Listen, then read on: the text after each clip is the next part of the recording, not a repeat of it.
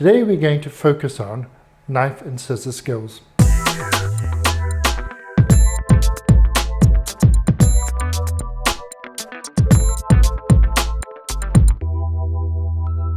While I've got Mohammed with me, I want to demonstrate some basic scissor skills that are necessary for a trainee, particularly assisting.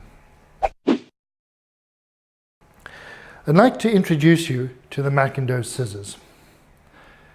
Your homework is to find out who Mac&O is, and on reflection, I would like you to think why I believe he is one of the most important surgeons that ever existed. Note, the scissors are actually curved at the end, and this curve should follow the curve of the wrist. The scissors should be held lightly on the palp of the fingers, because that area there is where we feel. They should never be gripped tightly, and the scissors should never be beyond the first interphalangeal joint. They should be held lightly at the tips of the fingers, with the index finger extended down the shaft. That, you can see, creates a triangle between my thumb, my middle finger and my index finger, and as we all know, triangles are the most stable shapes in geometry. This will be a stable shape in your hand.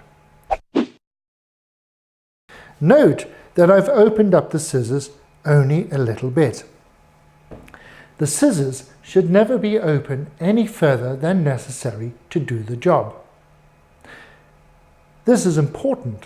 I have seen assistants previously, when asking them to cut a suture, take the scissors almost in from behind the theatre lights, a bit like the Japanese fighters at Pearl Harbor, coming in behind the theatre lights in the sun, sweeping into the operative field, and with a flourish cutting the suture. Each time they do that, I say Torah, Torah, Torah, or terrible, terrible, terrible, because they're totally lack control and finesse.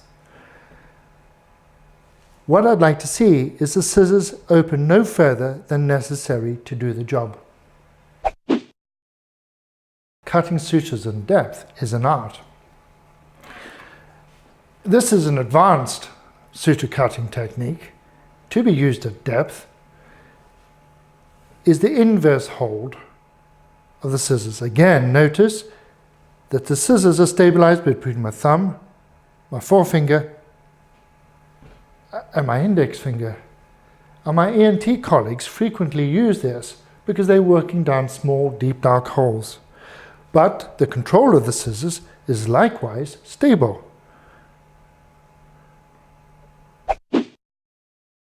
And I'm going to test Mohammed now, and I'm sorry to put you on the spot, but this is an exercise that you can take away and practice at home.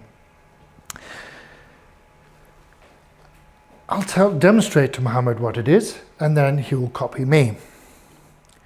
It's important that your hand enters the operative field under the direction of the surgeon, who will probably say, cut this, or preferably, please cut this. And I have a suture up here. I don't need to open the scissors very far to cut that at all. All I need to do is hold the scissors just enough to cut. Now, in cardiac surgery, every millimeter counts. And this is something you can do to train yourself. If your surgeon asks you to cut that 1 centimeter, I'd like to think that you could cut this at 10 millimeters, not 11 and not 9. I bet I've now thrown down the gauntlet and challenged to you in future, when you're asked to cut something and the surgeon defines how long, you are actually thinking now in millimeters. But you can practice yourself at home. With a monofilament or a bit of catgut and cutting the right lengths. Can I cut 1 centimeter? So, by way of example, I'd say that's 1 centimeter, that's 1.5 centimeters, and that's probably Well, it's 1.7 and that's 1.3. But I'm doing that every time I cut something because I'm trying to train myself to think of length. This is important when doing arteriotomies for coronary surgery. You're welcome to have a go. I'd like you to cut that suture at 1 centimeter, please. Pause there for a moment. What I liked is intuitively Muhammad actually brought in his hand to actually stabilize. Just hold there for a second, Muhammad.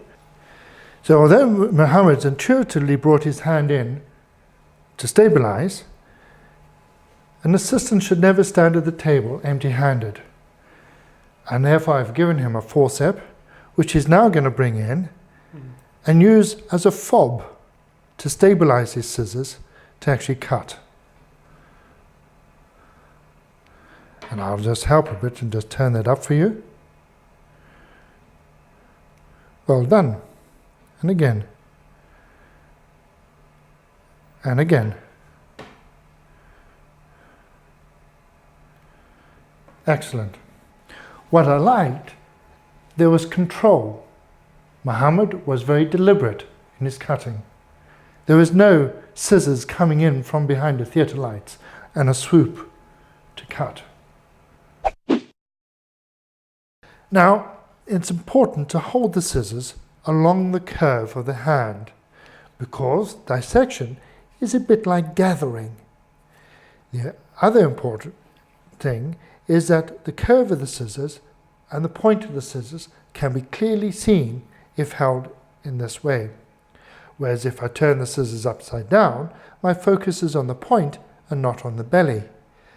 This becomes particularly important when actually dissecting solid viscera like the liver or the lungs. If my focus is on the point alone, I will forget that the belly is potentially cutting a pulmonary artery.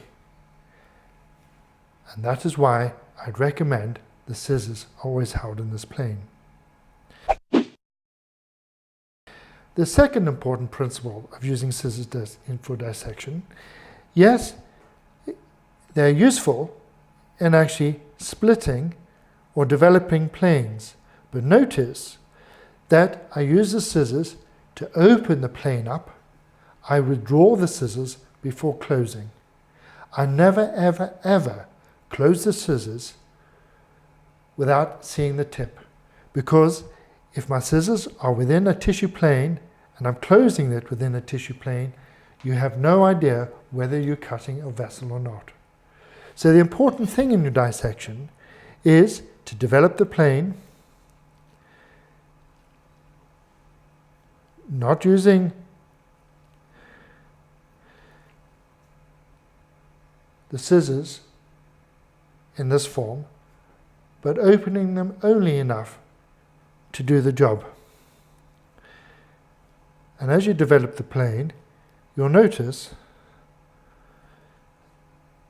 there are some adhesions or sticky points, and these require that you actually cut them. Now, Macintosh scissors are actually beautifully designed to enable you to dissect. And again, I'm just demonstrating here that I'm taking off tissue off a plane without cutting the muscle underneath. This is an important skill when opening a redo. And it's a very dynamic process, dissection.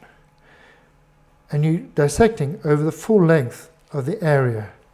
And whereas you might come to an area where you find the dissection is rather difficult, go to the other side, develop it further along, and then go back. So you're advancing on all fronts, so to speak.